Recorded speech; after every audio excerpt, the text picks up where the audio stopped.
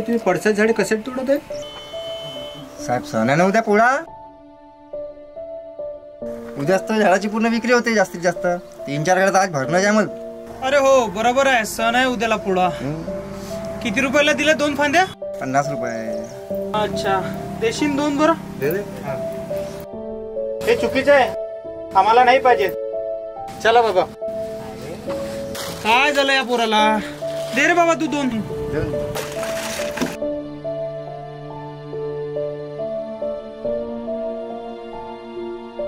बाप ठीक आहे, पुढचं तर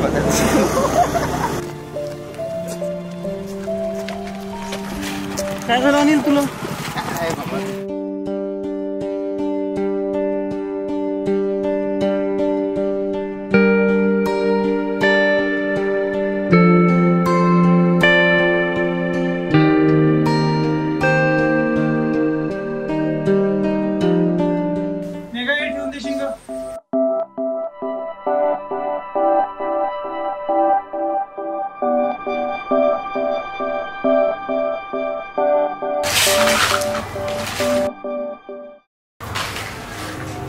आदिल बेटा तुला काय झालं होतं? तू मला ते पळसाच्या झाडाच्या फांद्या का नाही घेऊन देत होतास? तुम्हाला माहित नाही का बाबा, झाडे आपल्या जीवनासाठी किती आवश्यक आहे. त्यात तर पळसाचं झाड आपल्या आरोग्यासाठी किती लाभदायक आहे. अरे हो, सण आहे उद्याचा, सर्वच लोक घेतात. हो बाबा, पण आपल्याला त्याची गरजच नाही आहे. आपल्याकडे बैलजोडीच नाही आहे. हो ना आजोबा? हो बेटा, अगदी बरोबर.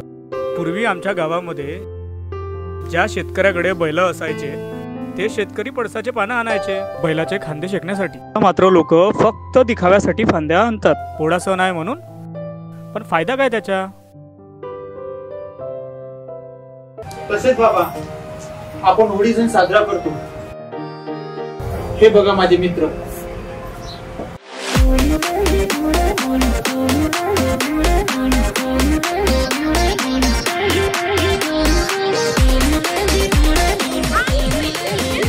मी नाही येत.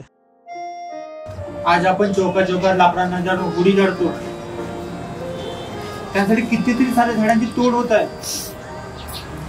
पूर्वी मात्र लोक गायच्या शेणाची जी गौरी बनवते त्याची होळी जाळत असतात. हो ना आजोबा? अगदी बरोबर बेटा.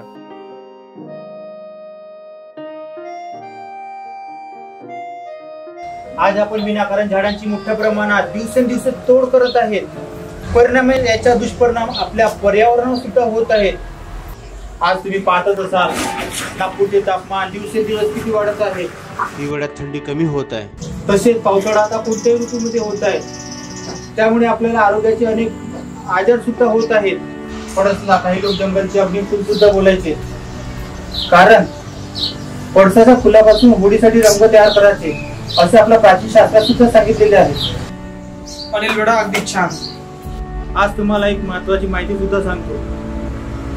हे पळसाचे झाड आता नामशेष होत आहे, परंतु यांच्या फुलांना वाटून यांचा लेप चेहऱ्याला लावला चमक येते आणि म्हातारपण सुद्धा दूर होतो.